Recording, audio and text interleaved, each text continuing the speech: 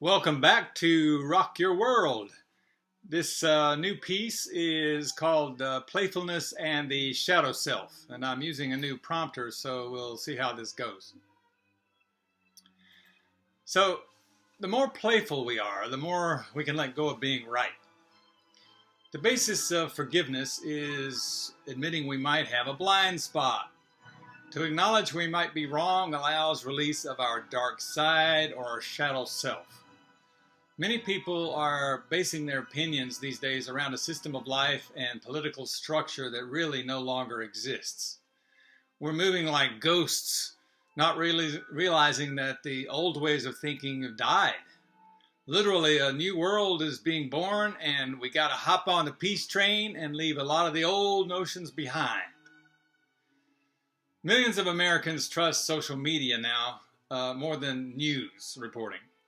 When I was growing up, there was only 3 news networks, and whichever one you watched presented essentially the same information. They left it to us to interpret the news, and they did their best to report facts and verifiable statements rather than assumptions and opinions. Walter Cronkite was the most trusted man in America because his goal was simply to report it as it was every day. Today, your chosen source of news determines the fundamental way you see the world. Opinions carry far more weight than actual reporters do anymore. Now, there is objective truth, but right now, the majority of society is responding to either what they think is going on or what they hear is going on. Know this, it's not your neighbor to be worried about. It's the mega wealthy influencers and corporations behind the scenes. We all really know this, but we're just kind of ignoring it. Every day we see more is being controlled and manipulated by the minority of the wealthy, who benefit from us staying scared and divided. This is not a conspiracy theory that I'm talking about here. Our extreme polarities are beginning to create 2 different realities. You'll notice some people naturally follow your stream of perception, while others will have no clue what you're talking about. Everybody's shadow self is no longer hidden.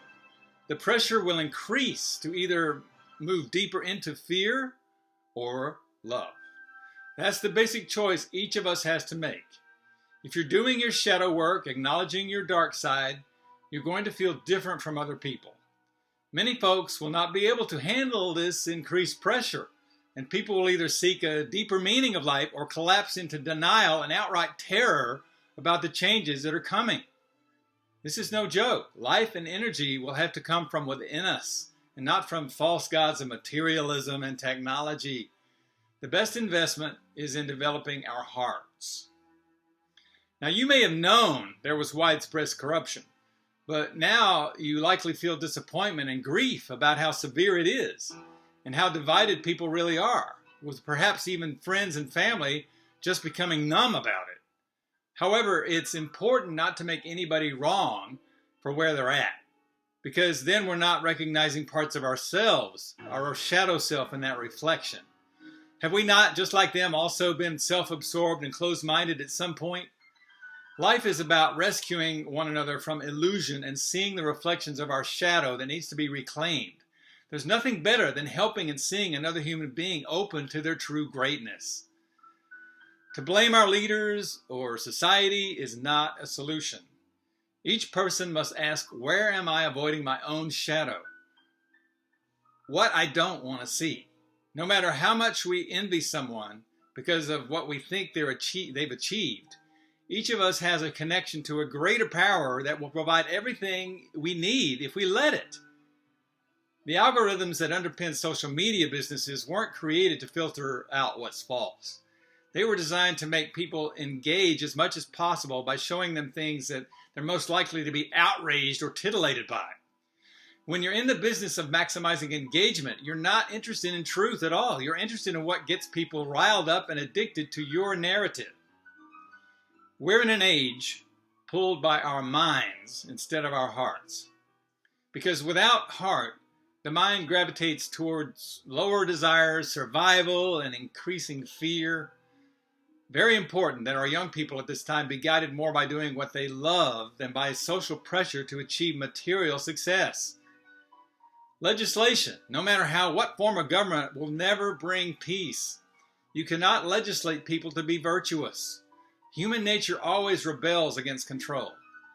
Only by connecting with natural and universal laws can an individual or a society really heal. Legislation will never make humans better. It only drives us apart. The writer Jeff Krasno said that false narrative rests on notion that each of us exists as a distinct, separate individual, living among other separate individuals. We believe that we exist as unconnected and in competition with each other and with nature. In fact, we are led to believe that we have no dominion over nature, and it is our God-given right to tame and subdue it. Many people since the pandemic have become actually afraid of nature and choose to retreat into their tech world and the safety of screens instead.